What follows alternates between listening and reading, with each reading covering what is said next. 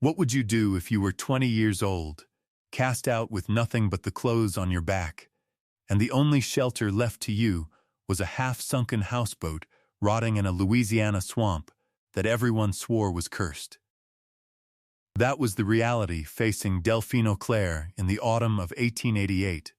when her stepfather, Reuben Poe, put her out of his house in the town of Cypress Hollow for refusing to marry a man 3 times her age in exchange for the settling of his gambling debts.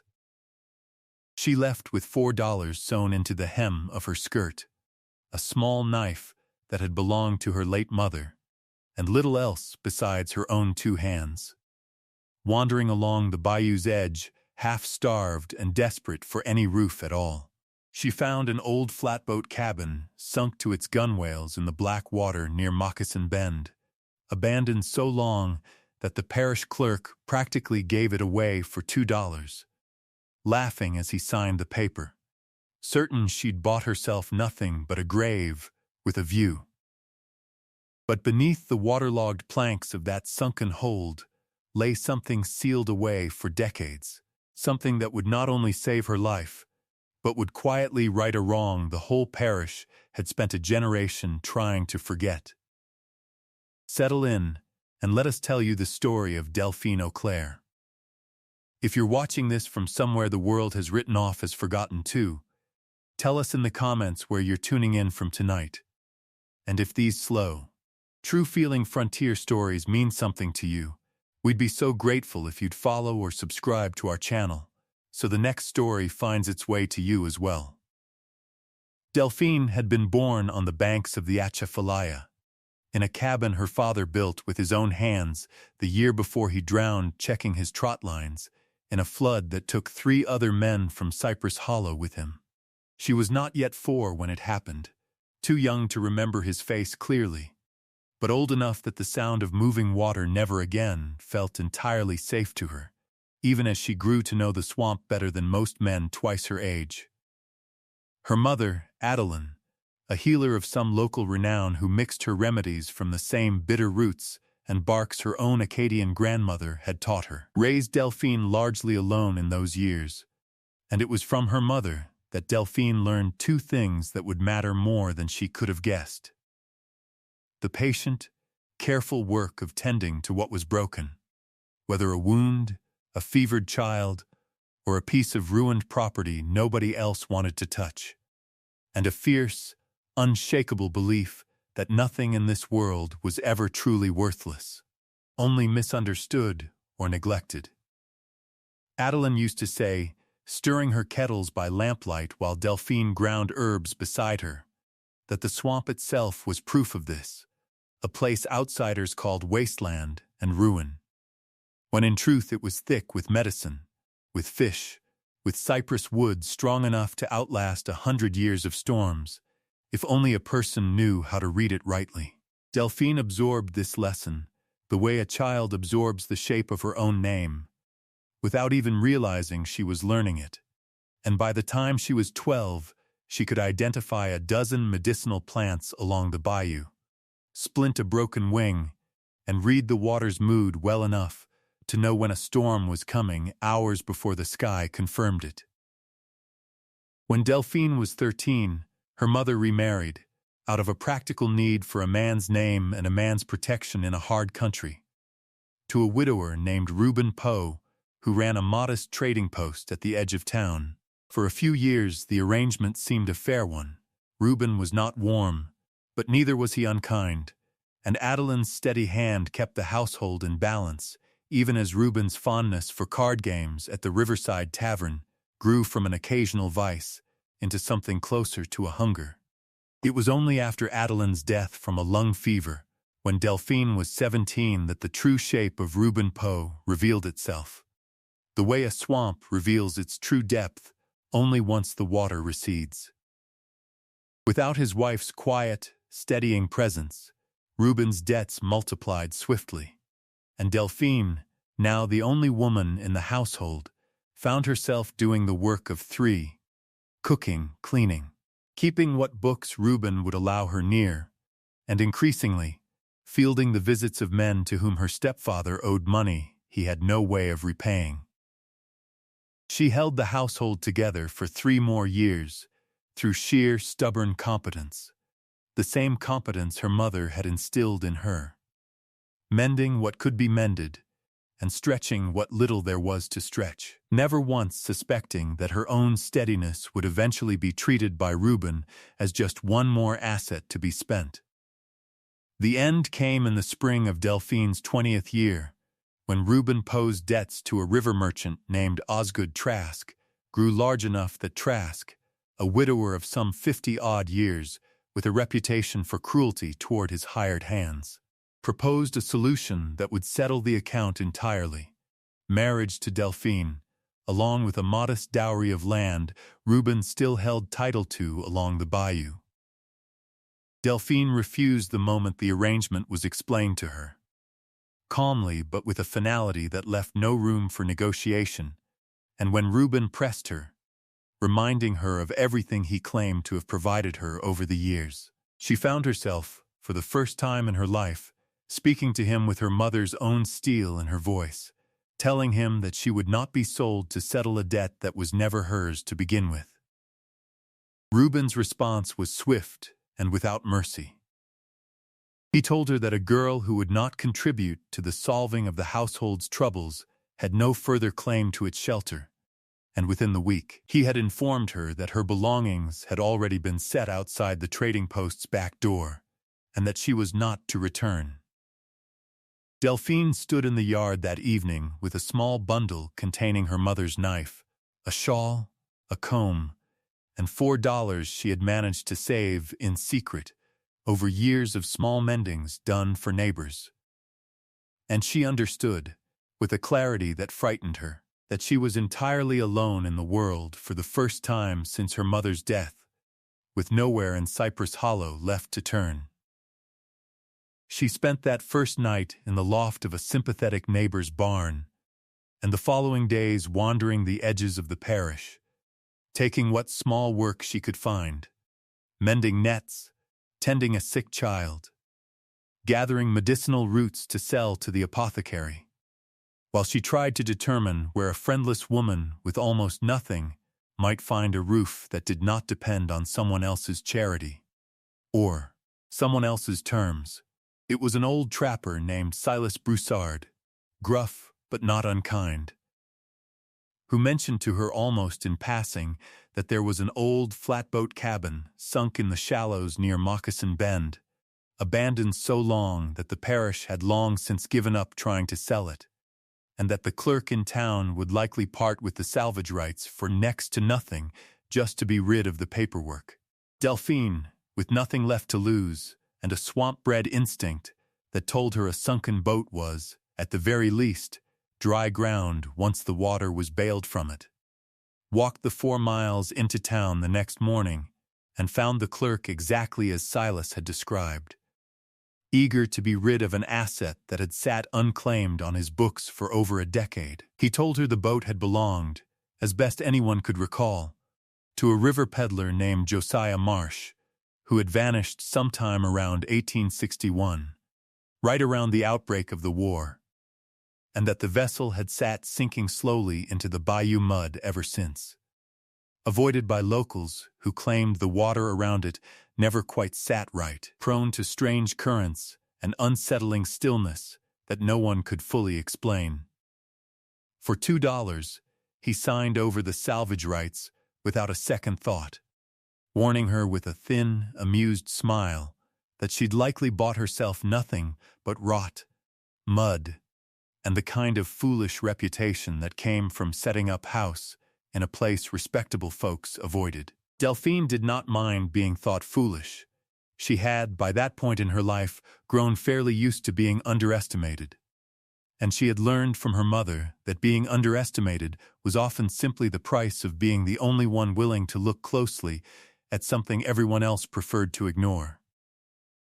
She made her way to Moccasin Bend that same afternoon, wading through cypress knees and curtains of Spanish moss, until she found the boat exactly where Silas had described it, its cabin roof and upper deck rising just above the waterline like the back of some great, sleeping animal. its hull sunk deep into decades of accumulated silt. It took her the better part of 3 days, working with a borrowed bailing bucket and a young cousin of Silas's willing to help in exchange for a share of whatever dry firewood she could salvage, to get enough water out of the cabin to make it habitable. And even then, the work of scraping mud and rot from every surface, of patching the worst of the leaks with pitch and canvas she bartered for in town, occupied nearly every waking hour of her first 2 weeks at Moccasin Bend. It was during that work, prying up a section of the cabin's warped flooring to check the timbers beneath for rot, that her fingers found something that did not belong. A seam in the wood too straight, too deliberate to be the work of decay, running along what should have been solid planking above the boat's shallow hold. She worked at that seam for the better part of an evening, prying carefully with her mother's old knife by lantern light, mindful not to damage whatever lay beneath, and when the section of flooring finally lifted free, she found herself looking down into a narrow, dry compartment built into the boat's hold, clearly constructed with far more care and purpose than the rest of the vessel's rough carpentry suggested. Sealed inside, wrapped first in oiled canvas and then in a layer of waxed paper that had somehow kept the worst of the swamp's damp at bay for nearly 30 years, she found a small wooden chest, its lock long since rusted uselessly open, containing a leather satchel of papers, a modest collection of coins that, while not a fortune, were more money than Delphine had ever held at once in her life, and, tucked at the very bottom, a small portrait miniature of a woman with dark, watchful eyes, painted on a thin oval of ivory. She sat back on her heels in the lantern light for a long while before she dared touch the papers themselves, some instinct telling her that whatever she was about to read had been hidden with great care, by someone who had very much wanted it kept safe, and very much feared it being found by the wrong hands. The papers, when she finally began to work through them, turned out to be a mixture of personal letters and what appeared to be careful, methodical business records, all in the same neat hand, and it took her several evenings of patient reading, her mother's old habit of careful attention serving her well, to piece together the story they told. Josiah Marsh, she learned, had not been merely a river peddler, as local memory suggested, but had also served, quietly and at considerable personal risk, as an agent helping enslaved people along the bayou reach free territory in the years before the war, using his peddler's boat and his reputation as an unremarkable tradesman as cover for far more dangerous work. The records in the satchel documented, in careful code that Delphine slowly learned to read through cross-referencing dates and names against town records she later sought out, a network of safe passage stretching along the Atchafalaya, and among the names recorded were several that startled her deeply, families whose descendants, she realized with a growing sense of astonishment, still lived in Cypress Hollow to this day, entirely unaware of the debt their ancestors' freedom owed to a quiet river peddler nobody now remembered. But it was the second set of documents, tucked beneath the first,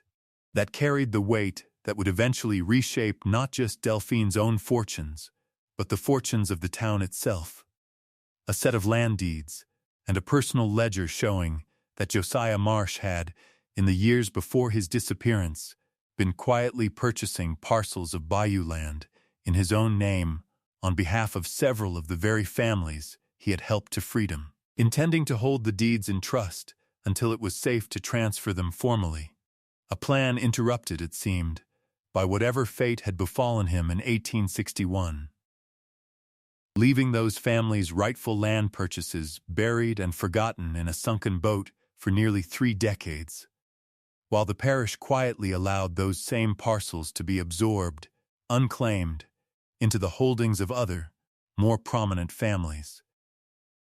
Among the names on those unclaimed deeds, Delphine found, with a jolt that ran through her entire body, the name of a small plot bordering the very trading post where she had grown up, land that, according to Josiah Marsh's careful ledger, had been purchased on behalf of a woman named Clestine Fontenot, whose descendants, Delphine soon learned through careful, quiet inquiry, were still very much alive in Cypress Hollow, running a modest laundry business out of a rented room because they had never possessed clear title to land of their own. The deeper Delphine dug into the ledger, matching names to families still living in the parish, the more she understood the scope of what she had found. Not merely one family's stolen inheritance, but nearly a dozen, their rightful claims to land quietly swallowed over 3 decades by absentee record-keeping, and a town all too willing to let inconvenient truths sink, quite literally, out of sight. She understood, too, with a growing unease, that the parcels these families should rightfully have held were not simply vacant or forgotten. Many of them now sat, cultivated and profitable, within the boundaries of land currently claimed and worked by some of Cypress Hollow's most established families, including, she discovered with a chill, land now claimed under the name of Osgood Trask himself, the very man her stepfather had once tried to sell her to. It did not take long for word to spread through Cypress Hollow that the strange girl living on the sunken boat at Moccasin Bend had found something in its hold. And though Delphine tried at first to move carefully and quietly, making discreet visits to the parish records office to confirm the old boundary lines against Josiah Marsh's ledger, the town's curiosity proved impossible to contain entirely. It was Osgood Trask who first came to Moccasin Bend himself, arriving by pirogue on a humid afternoon with an expression of studied, uneasy courtesy, informing Delphine that he had heard she'd found some old papers in that wreck of a boat, and that whatever nonsense they contained about land boundaries was surely outdated and irrelevant after 30 years of established ownership. When Delphine, calm but unyielding, told him plainly that she intended to see the rightful deeds returned to the families named in Josiah Marsh's records, Trask's courteous mask slipped considerably, and he reminded her, in a tone that carried more threat than warmth, that a friendless young woman squatting on a sunken boat with no family and no standing in the parish would find it very difficult, indeed, to make trouble stick against men who had held their land and their reputations for 3 decades. He left her that afternoon with a warning thinly disguised as advice, that she would do well to forget what she'd found and be grateful for whatever small profit the old coins in that chest might bring her. Before people started asking uncomfortable questions about a girl living alone at Moccasin Bend and what exactly she thought she was entitled to claim. Delphine did not frighten easily, not after 3 years of holding a failing household together, and a lifetime of being told by men like Reuben Poe and Osgood Trask exactly how little she was worth. But she understood the practical danger in Trask's warning well enough to know she could not simply walk into the parish courthouse alone with a stranger's 30-year-old ledger and expect to be believed. She began, instead, exactly as her mother had taught her to approach any wound too large to heal in a single sitting, carefully, patiently, one honest step at a time. She sought out Clestine Fontenot first, the woman whose name she had found on the deed nearest her own childhood home, and found her exactly where the laundry business was said to operate. A proud, sharp-eyed woman in her 40s who listened to Delphine's account with a stillness that suggested she was weighing every word for a trick before she allowed herself to believe it. It was only when Delphine produced Josiah Marsh's ledger and the small ivory portrait, which Clestine recognized immediately, with tears rising fast and unbidden, as a likeness of her own long-dead grandmother, Ruth, whom Josiah Marsh had helped to freedom and whose freedom purchase he had recorded faithfully alongside her land, that the older woman's composure finally broke, and Delphine understood she had found not just proof, but a witness whose testimony the town could not easily dismiss. From Clestine, Delphine learned the names and whereabouts of several other families whose ancestors appeared in Josiah Marsh's careful records, and over the following weeks, she visited each of them in turn, carrying the ledger and letting them see their own family names in a stranger's steady, 30-year-old hand, watching again and again as disbelief gave way to something between grief and vindication. Several of these families, it turned out, had long suspected something was owed to them. Old stories passed down about a kind peddler and a promise of land that never quite materialized.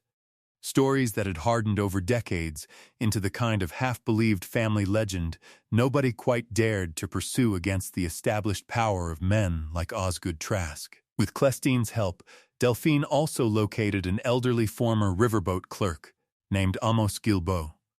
now retired and living quietly outside town, who remembered Josiah Marsh well and confirmed that Marsh had indeed vanished suddenly in the spring of 1861.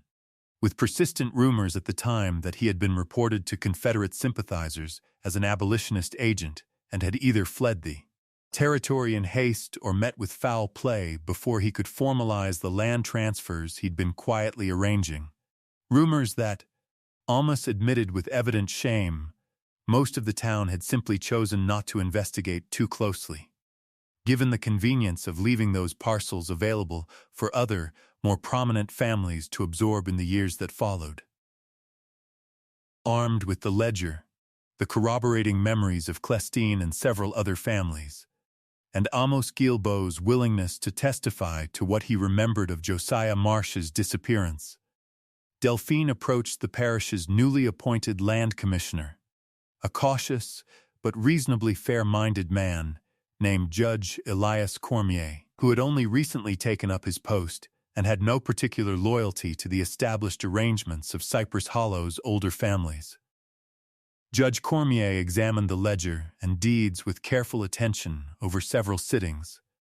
cross-referencing them against the parish's own historical survey records, and while he moved with a deliberateness that tested Delphine's patience sorely, he ultimately confirmed what she had already suspected, that Josiah Marsh's original purchases had, in fact, been properly recorded in the parish's earliest land books, however imperfectly, and that the subsequent absorption of those parcels into other holdings,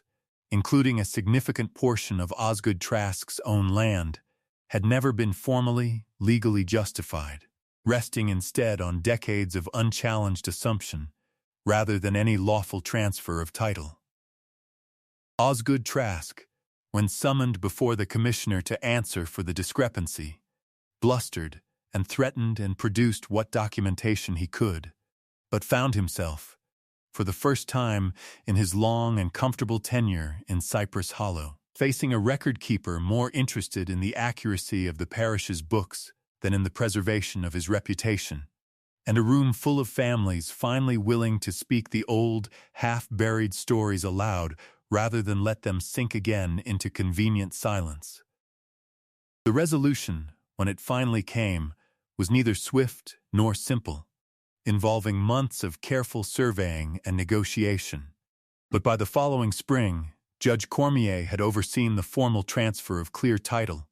on 7 of the disputed parcels back to the families whose ancestors Josiah Marsh had originally purchased them for, including a modest but fertile strip of land returned to Clestine Fontenot, who wept openly the day she finally held a deed bearing her own family's name in her own hands rather than a landlord's. Osgood Trask, forced to relinquish a substantial portion of the acreage he had farmed and profited from for 30 years, found his standing in Cypress Hollow considerably diminished, his reputation for shrewd dealing replaced almost overnight by quiet, unflattering talk of exactly how he had come to hold land that was never rightfully his. And within 2 years he had sold what remained of his diminished holdings and left the parish altogether, a fall from grace that carried the particular unhurried justice of a debt finally called due. Reuben Poe, watching his former ally's downfall with what Delphine later heard was considerable unease, made no further attempt to reach out to his former stepdaughter, and Delphine, for her part, felt no great need to seek him out either, content to let her own steady, quiet success stand as answer enough to a man who had once thrown her out with $4, and no expectation she would ever amount to anything at all. Delphine herself took no land from the settlement beyond what she had already claimed at Moccasin Bend, though several of the families she had helped, Clestine Fontenot foremost among them, insisted on gifting her a small share of their restored acreage in gratitude. An offer she accepted only after much persuasion, and only on the condition that she use it, true to her mother's old teaching, to establish something of use to the whole community rather than to herself alone. Within 2 years, the sunken boat cabin at Moccasin Bend, patched, raised, and rebuilt with the help of neighbors who no longer thought her foolish in the slightest, had become the modest headquarters of a small herbal apothecary and healing practice. Carrying forward her mother's old knowledge, while the reclaimed land nearby, worked cooperatively by several of the families whose deeds she had helped restore, became known locally simply as the Marsh Ground. A quiet, living memorial to a peddler nobody in Cypress Hollow had thought to remember for 30 years. And to a debt of freedom and land finally, if belatedly, repaid. It is worth remembering, when we think of Delphine Auclair, that she did not wade into the shallows at Moccasin Bend chasing treasure, nor did she buy that sunken, half-forgotten boat with any hope beyond simple shelter from a world that had just cast her out with nothing. She bought it because a swamp-bred, mother-taught instinct told her that a place everyone else called ruined might still hold something worth the patient work of looking closely. And because she had, by 20 years old, already learned the hardest and most valuable lesson her short life had to offer, that being underestimated by people with power was not the same thing as being without worth. The girl who paid $2 for salvage rights nobody else wanted did not find gold in that rotting hold, not in the way old swamp legends often promise. But she found something Cypress Hollow needed far more urgently: the truth of an honest man's forgotten sacrifice, and the means to finally set right what 3 decades of convenient silence had allowed to go quietly, comfortably wrong. The boat that sank into the mud at Moccasin Bend was never truly worthless. Like Delphine herself, it had simply been waiting, patient and unseen, for someone willing to look past the rot and find what still endured beneath it. And that, in the end, is the story of Delphine Auclair.